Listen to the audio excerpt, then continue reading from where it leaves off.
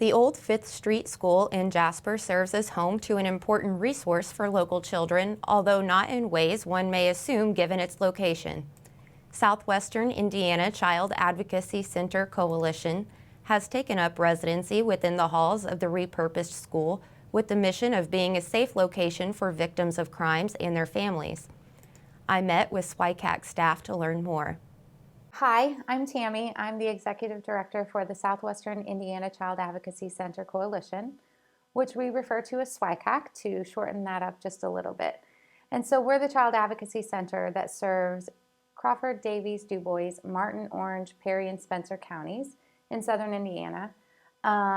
What we primarily do here is if someone has reason to believe that a child is being abused or neglected, they're required by law to report that. And you would report that to your local law enforcement and to the Department of Child Services hotline, which is 800-800-5556. And then once that report is made to law enforcement or Department of Child Services, they then will contact us and we will bring the team together to surround that report and that child, and either myself or one of the staff will do the forensic interview and assist with that investigation.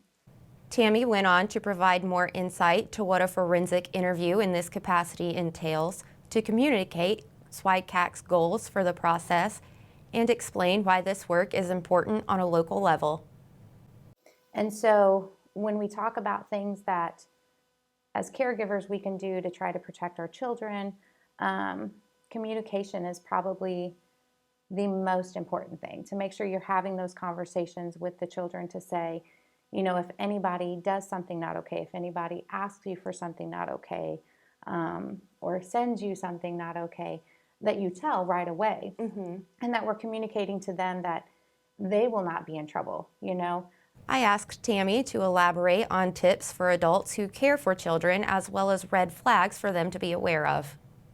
And that's the other thing, like the communication is huge, but also paying attention to your children's behaviors, to their social media, their online activities. Are they, you know, are they on the phone? Are they to where they get so anxious that they have to get to that phone? And is it because they want to be online with their friends, or is it because they have been told you need to send me this by this time, you know? And so just being aware of that and paying attention to what they're doing online, who they're talking to online. There's a lot of parent apps that you can add on to your kids' electronics and things like that.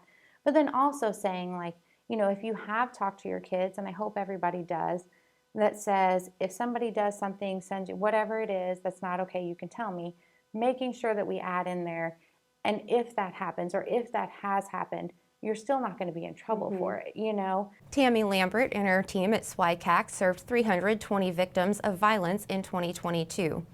Keep an eye out for our programming next week to make sure you're tuned in when Tammy gives us a tour of SWICACC's facility.